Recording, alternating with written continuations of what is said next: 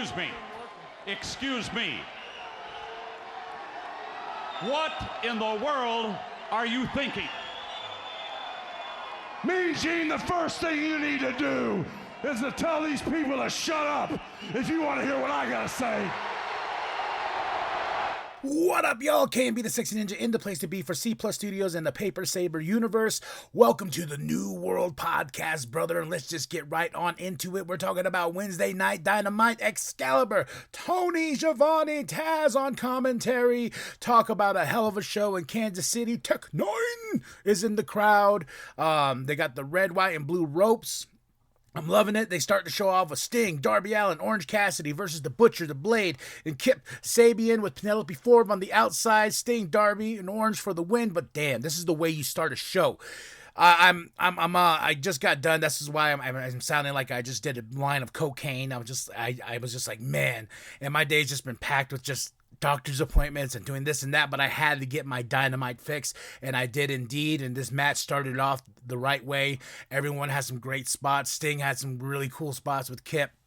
Especially with the pounding of the chest, doing some Orange Cassidy impressions, and I love it, man. This is the way you got it going. MJ, and at the end of this, Darby Allin was looking at the Double or Nothing sign that's coming up, the big pay-per-view.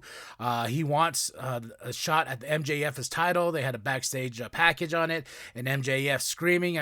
They edited out a lot of what he was saying. I'm wondering if it's just because he was cussing, but pretty much he's like, you guys need to earn your shot. You guys need to rack up some wins before you can even come at me for this championship. So fuck all y'all. That's what was my take, but he was edited out most of it on my thing. Next up, we had the AEW Tag Team Championship match, the Guns versus Top Flight. The Guns for the win, but damn, Top Flight is just, I can't wait until they finally get their shot of getting those titles, man, because they're a supreme team, and I can't wait for the for Ring of Honor, because they got a match there. I think it's tonight, right? Today's Thursday, yeah. But the Kingdom comes out because they've been feuding with the Kingdom on Ring of Honor. They're building that feud, and we're gonna see it tonight on Ring of Honor. So I can't wait for that tomorrow.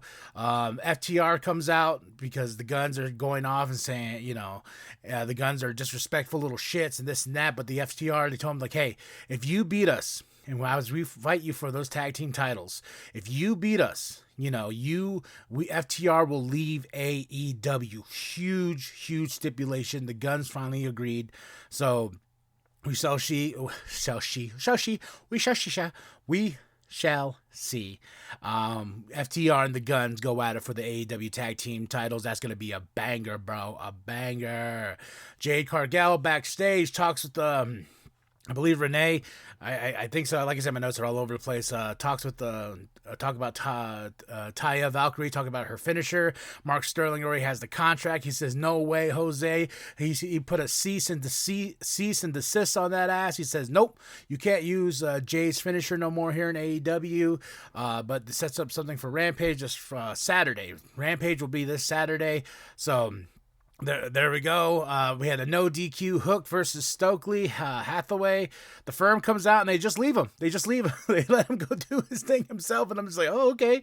But I will tell you this: as much as dumb this match was gonna be, it was pure gold of entertainment, man. Stokely was trying anyway and every way to get out of it. Like when the start, he's like, hey, my doctor said I'm not cleared to wrestle, blah blah blah. He pulls out this paper and he says, look at it. And then the doctor looks at it, he says, this is a receipt to Wingstop. And Stokely even said before that, he's like, hey man, I'm retiring tonight. But nope, they said no way. He faced Stokely. There's some great spots into a guardrail.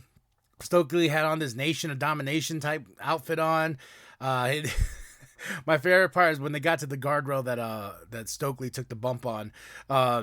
They go backstage and the Firm's watching, and they're yelling, he hasn't practiced in hardcore. He hasn't practiced in hardcore, man. I'm telling you, watch this match. Stokely with the facial expressions, everything. Hook for the win with chokeout.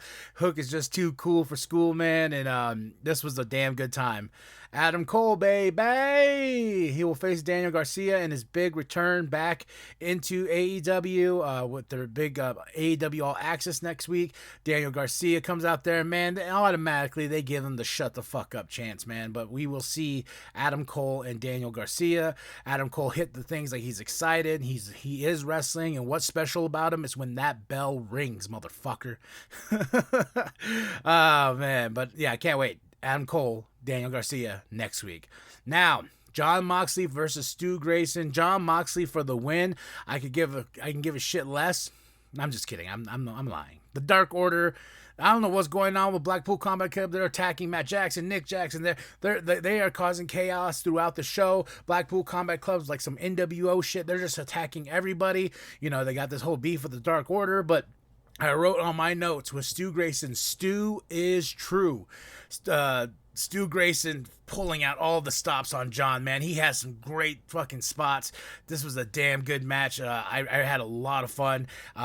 Just watching Stu Grayson do his thing, and like I said, he brought it to John, and John, you can tell John was he felt it. But Blackpool Combat Club, they leave. We got backstage with Renee. We had something set up for Rampage. Ricky Starks is pissed. He's tired of this. He's like, Juice had to interrupt his vacation so they can talk. He's done talking, so we're going to see Ricky Starks versus Juice Robinson, hopefully, or face-to-face brawl out at Rampage this Saturday. Tony Storm versus Sky Blue, still the story going on. This other faction, the Flannel Sisters, the Outcasts. Tony Storm, Saraya, and Ruby, but Tony Storm for the win, beat Sky Blue. But Riho and Willow Nightingale come for the save when they're about to put the L on Sky Blue. So this feud is not over. I think we're going to see something either on Dynamite or a Double or Nothing, because Double or Nothing is about a month-ish away. But good stuff here, man. Now to the dream match, to the meats and potatoes of the show. Kenny Omega versus El Hijo del Vikingo. Damn. Oh my God. These two went at it. Great table spots, just great spots in general. Hijo just straight up murdering these spots, man. And Don Callis is out there. I'm saying this match is definitely, they gave him enough time to get everyone excited, and Kenny Omega got the win. I was just like, damn, but Vikingo, he shines so hard on this, and I want to see him more on AEW television.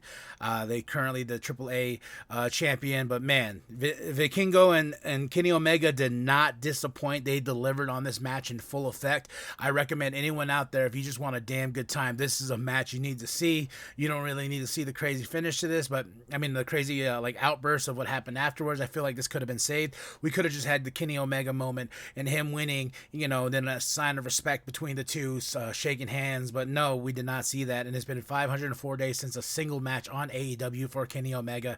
Superstar, the greatest wrestler in the world, in my opinion. Kenny still's got it, but Vikingo, God, we need another match between these two, and on television, on a television weekly show, we got this superb, a pay-per-view type match, and it delivered on all fronts and accounts, and I would love to see it again without commercials. Okay, so after this, Tony goes down there to start talking to Kenny Omega. Kenny Omega's like, yo, man, I'm getting a little too old for this. I feel you, brother. I can see it in your face. You're like, I'm getting a little, but all of a sudden, the Blackpool Combat Club's attack.